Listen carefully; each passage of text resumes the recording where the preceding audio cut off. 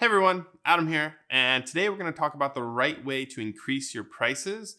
Now, you might not think about it, but you're going to have to increase your prices eventually, and there is a right and a wrong way to do it for sure.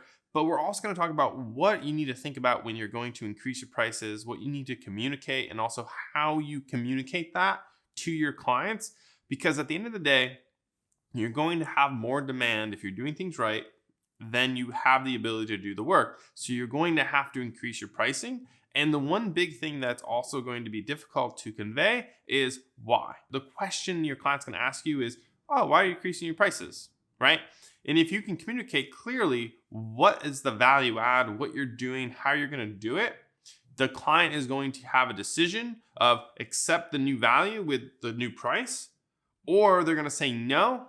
And that's okay if they say no, because potentially you've already outgrown that client or you've outgrown the value perceived that the client is getting. So you're not going to have a great relationship with them. It might as well end well and have them find someone else. Maybe you can refer them to someone else that is looking for new clients, and you can move on with the new clients that have agreed to the pricing so you can continue working with them. When you're starting out and you're building relationships with clients, you're going to really get to know them. You're going to work with them quite often. And if they're recurring clients or they're long-term clients, you're going to be working with them a lot. And it might be very awkward or difficult to bring up a price increase with them. It might not. Maybe they're expecting it. They're like, oh, you've been doing great work. You're growing. We expect you to increase your prices.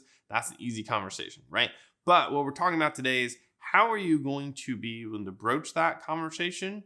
And also, what is it like to be able to really communicate value to people you've been working with over the course of the past few months, years, and what is it going to take to be able to get them onto that next level? One of the things that we need to discuss quickly is there is a point in time where you're going to outgrow clients, and it's not something maybe some of you have experienced yet. You might not even think about it. You're like, I wish I just had clients, right? But one of the biggest things is you will outgrow clients, especially if you're in this to learn and you're in to grow. Eventually, your value of what you provide is going to outpace what you're getting paid from a client. That's something that you have to think about in the moment when you're increasing the prices. If a client responds with basically why or what is the purpose of that, they're automatically thinking about the price and the sensitivity of that versus the value you could add. You need to reinforce, hey, over the last 2 years, I've been able to do this. I've been able to grow here. The value, you can actually document the value added to them through, if it's marketing, you can look at the marketing analytics. You can look at the data that you have to prove and show that when you started out with them and they were paying this much, you provided this much value.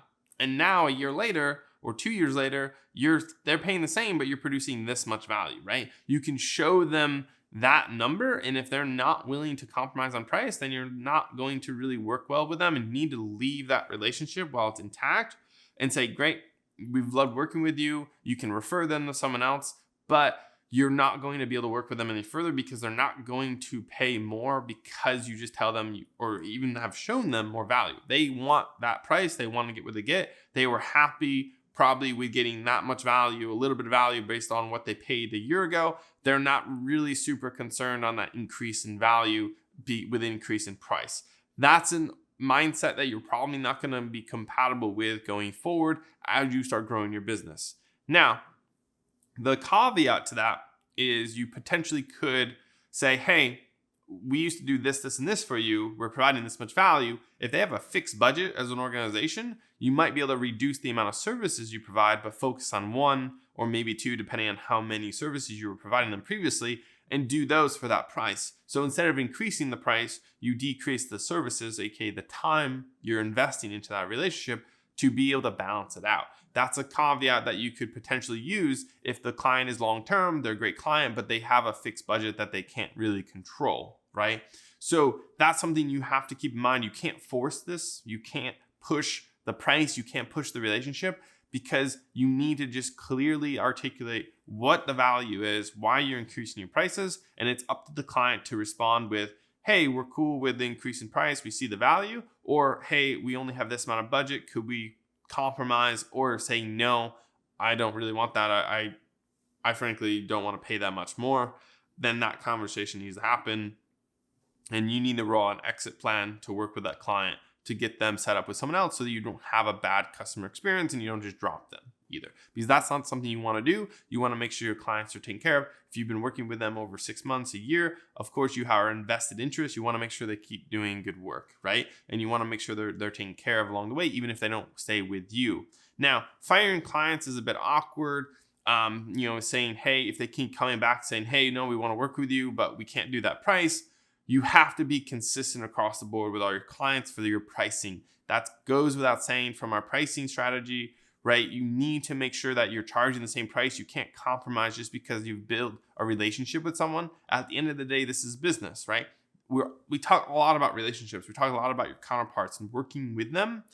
But the biggest thing at the end of the day is you need to be consistent, and also you need to value yourself and make sure you're being taken care of as well in that relationship. If they're trying to just get the lowest price possible, then they're trying to take advantage of you in that business sense. And that's not something that's productive for the long term, because you're not going to be able to grow with them. They're going to stay in where they are, and you're going to keep going above, keep going beyond. And you want people who are going to keep growing with you and want to invest and learn and be able to take their business or their organization to that next level. Like I said previously, you want to have consistent pricing across the board. The reason why you want to have consistent pricing is that if you're doing the work, you need to know that you're going to basically over time deprioritize the work that's lower cost. You don't make as much profit on it, right? So if you're basically having someone who's paying $300 for a service and you have someone that's legacy that you agreed to for $100, which one are you going to be more incentivized to work on? What one are you going to be more energized? Right? That's going to produce lower quality work, and it's going to probably create a little bit of contention. And you're honestly going to have that client probably turn into a bad client that was previously a good client because of that dynamic and how you're treating it. And that just sours that relationship, causes things to go down the wrong road. And you might as well cut that in the beginning and say, no, I want to keep everything consistent, so I keep my clients on the same level. And you're not trying to create exceptions, because exceptions to the rule usually, frankly, don't work out, right? So that's something you have to really, really keep important. And not for yourself, you're in the beginning, you're no, this is a great client, I'll do it. But when you add new clients and you start building relationships with them and you start getting paid what you're worth, you're going to start probably favoriting them, because you're wow, they're really cool clients. I'm making more money with them. The old client does not necessarily seem as honestly impressive or as fun as it used to be. And that's something you have to be very wary of. And if you're signing on for 6-month contracts, you need to make sure you're honoring that contract. And if you're not honoring it, or you don't think you could, you need to make sure you're stopping it before it goes down the wrong path. This is something that you really need to think about as you're approaching your pricing strategy. As you're looking to increase your prices, you need to look at what type of clients you want to bring on. Are you already having clients coming on? And you can do it in phases. You don't have to have a stopgap of, hey, I'm increasing my prices all today. You have to honor contracts, right? You have to do this legally. You can't go back and you could go back and renegotiate, but that's not necessarily going to work out well in your favor. But what you can do is you have a set date when you have a pricing strategy activated, so that you can start bringing on new clients at a higher price, and then you phase out old contracts, and those new clients will start bringing you to that new level. And then the old clients, potentially people that you've had for years, right? You basically say, hey, I have this new contract and new pricing that I have clients on now. You can choose to come to this side, or you can choose to have less work, but still, same value add, or they can move on to someone else. That's a very easy transition for you to be able to have that, because it's not about you and them. It's about the business. Right? It's about you moving to that next level, to moving up, to providing more value and showcasing that. Now, you can't just increase your prices overnight because you want to. Now, you could.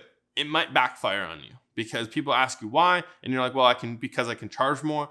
That feels like people are being taken advantage of, and they feel like you betrayed that relationship. But if you've documented what you're doing, how you're doing it, the way you've improved, the way you've grown over the last year as a person or as an organization, and what you can do now that you couldn't do then, your time is worth more. Therefore, the price you charge could be more. And if it's something that you're doing, honestly, it all goes back to what it does for the client. If you're saying, hey, I got a new certification, I did all these things, but the revenue is staying flat for what you're providing them, then if it's a marketing related service, then they're probably not going to see value in increasing the prices. But if you doubled or tripled their organic traffic and they're being able to see tangible results from a sales side or from a traction side or whatever metric that's important to them, then you're able to basically be like, well, I've tripled your organic traffic, which is a huge metric for them. I'm only increasing my pricing, 20%, right? So, the value is still there for them.